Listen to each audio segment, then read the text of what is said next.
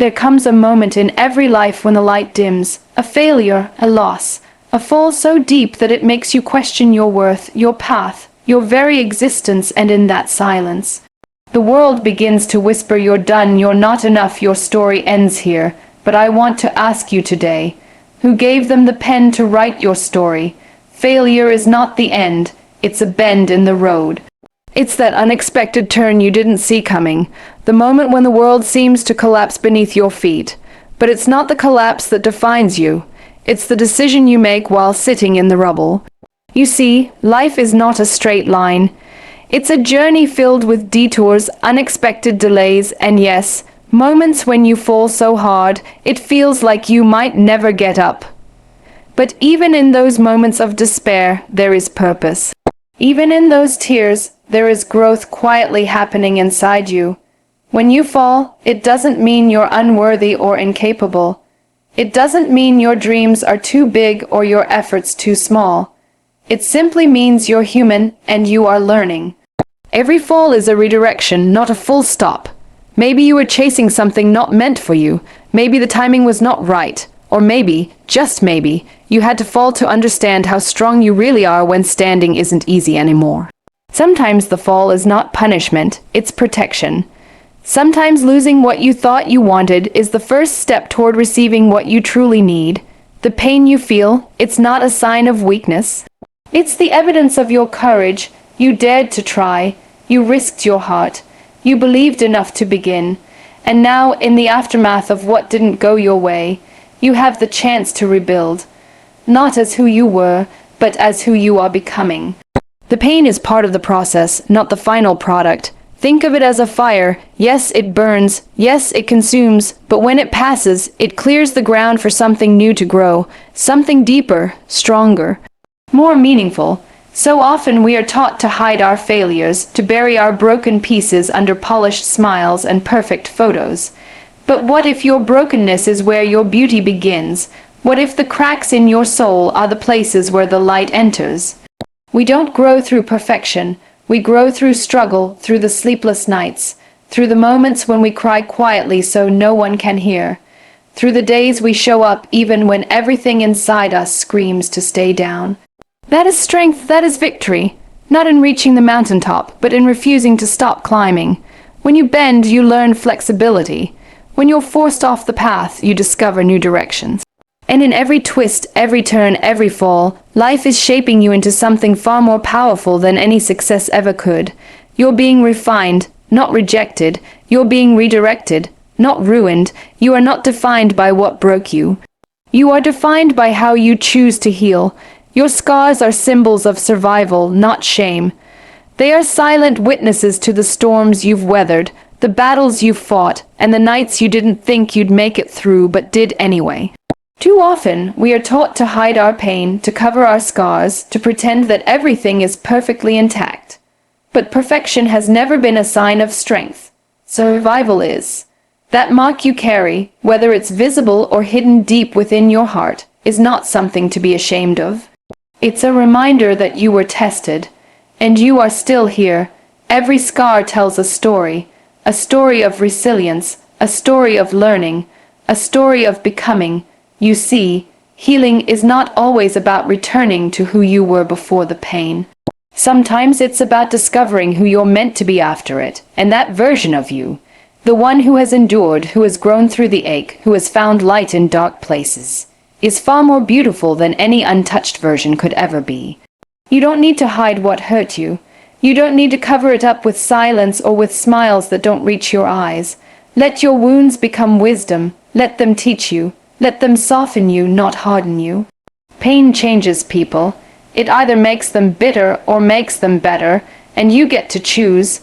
You can choose to become someone who understands what it means to break and still breathe, who knows what it's like to fall and still find the courage to rise.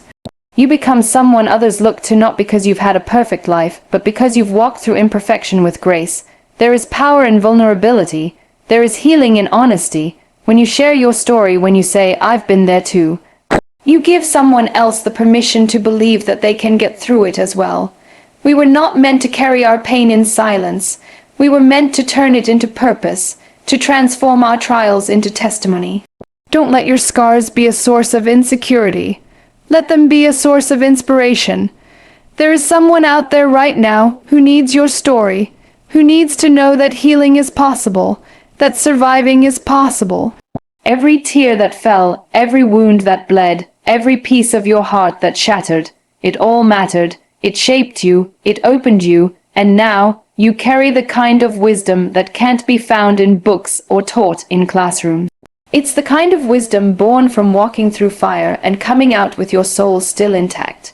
You are not broken, you are rebuilt, and those scars you carry are not flaws. They are features.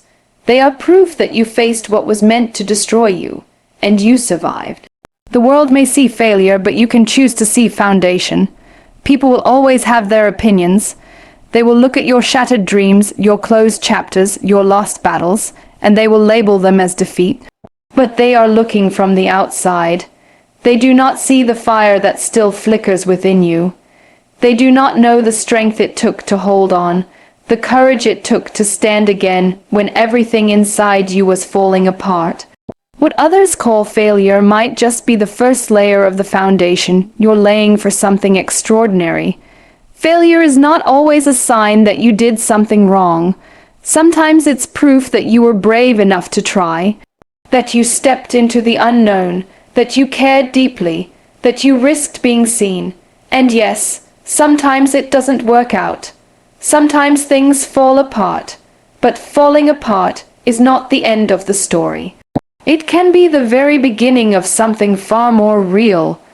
What breaks you can also build you. It doesn't happen all at once. It starts in the quiet, in the days you choose to get up when nothing feels worth it. It begins in the moments you decide to keep going, even when the path ahead is unclear. Rock bottom can be the solid ground on which you rise. There is a strange kind of stability in having nothing left to lose. When you hit the lowest point, there is no more pretending, no more masks, no more pressure to meet anyone's expectations. There is only you and your truth, and from that raw, honest place, you begin again. Not with the old fears, but with new clarity. Not with perfection, but with purpose. From rock bottom, you build not just a new path, but a new version of yourself.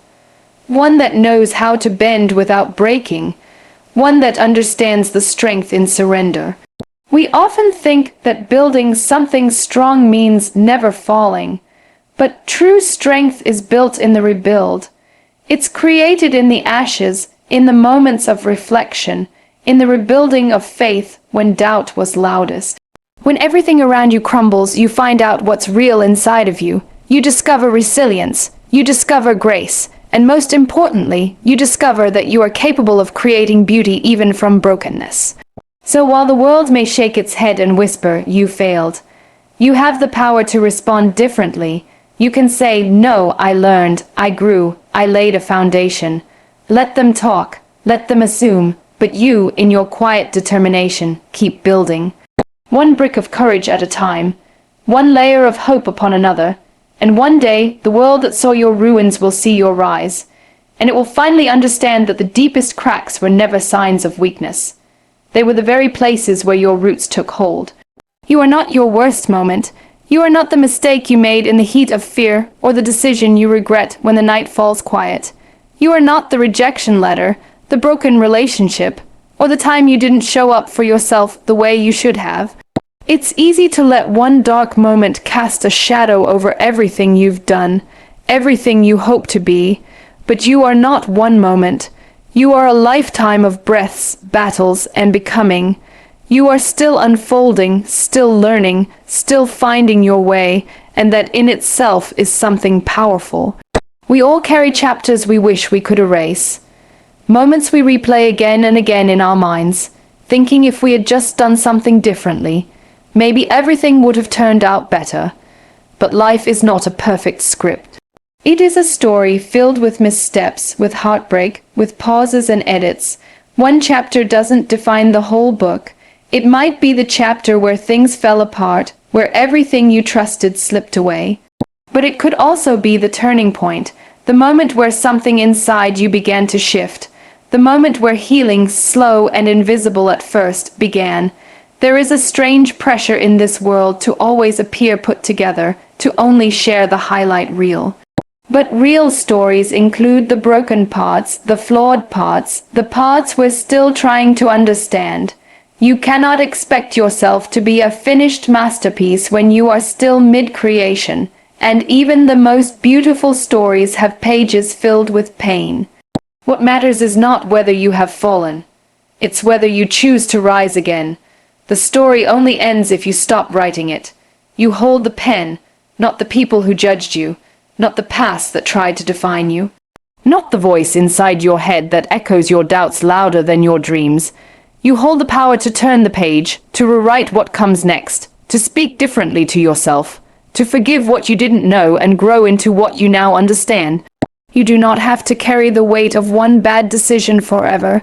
You are allowed to change, you are allowed to evolve, you are allowed to begin again as many times as it takes. So even if the world only remembers your fall, you remember your fight.